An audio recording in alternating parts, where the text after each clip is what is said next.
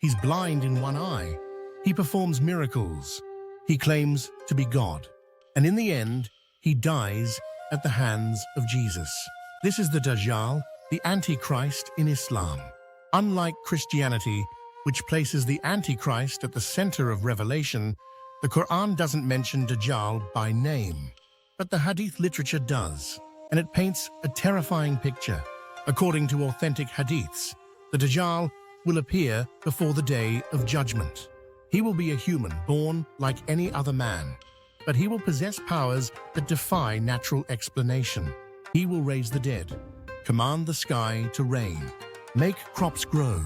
He will travel across the world, entering nearly every city, performing wonders that will blur the line between reality and illusion.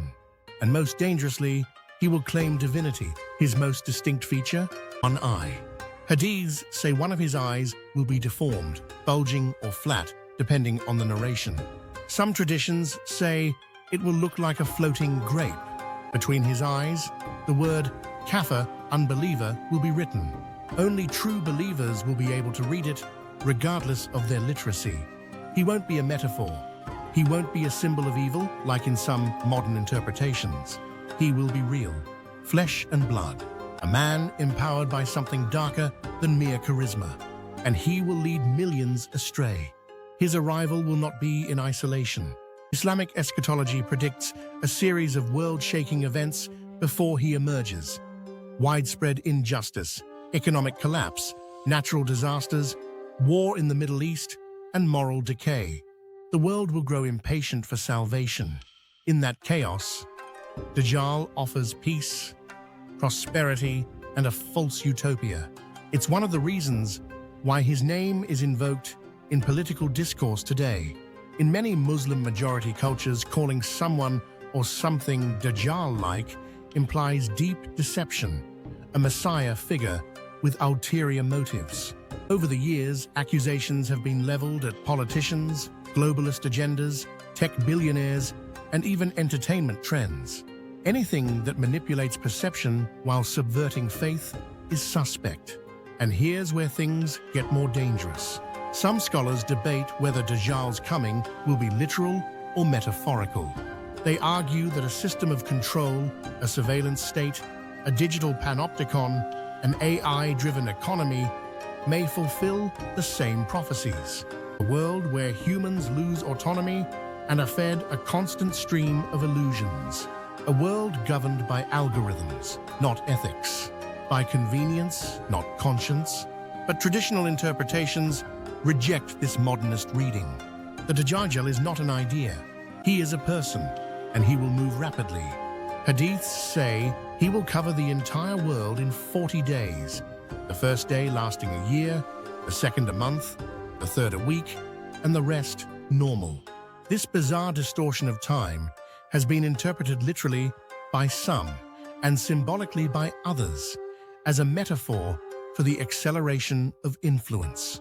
Muslims are commanded to prepare, to memorize the first 10 verses of Surah Al-Kahf, to live humbly, to recognize truth even when it's unpopular. Because Dajjal's greatest weapon is deception. He won't seem like a tyrant. He'll seem like a savior. He will resurrect the dead, but they will be devils in disguise. He will feed the poor, cure the sick, end wars, and declare himself divine. And then, when the world views before him, Jesus will return. In Islam, Jesus is not the Son of God. He is a prophet, one who was never crucified but raised alive. And he will return, not to preach, but to destroy the Dajjal. He will descend near a white minaret in Damascus, lead the Muslim army in prayer, and slay the Antichrist near the gate of Lud. This isn't fringe belief. It is embedded in mainstream Islamic doctrine. Sunni, Shia, and even Sufi traditions all contain versions of this eschatological clash. In Shia Islam, however, the Dajjal's appearance coincides with the return of the Mahdi, the final Imam, hidden for centuries, who will restore justice. Their battle is not just military, it is cosmic, good versus evil in its rawest form. The Dajjal, in Shia narrations is sometimes portrayed with more symbolic overtones, but the conclusion is the same. He is a liar, a usurper, a tempter. In Sunni Islam, the hadiths are even more vivid. He will bring a paradise and a hell, but they are reversed. His hell will be paradise for the righteous. His paradise will burn. There are many theories. Some claim the Dajjal will emerge from the Jewish community in Khorasan, a historical region near modern-day Iran and Afghanistan. Others say he is already alive, chained on an island, waiting to be unleashed, as referenced in the famous Tamim al-Dari hadith. That report tells of a shipwrecked group of men who encounter a beast known as al-Jassasa. They are led to a chained man who claims to be the Dajjal, asking about world events.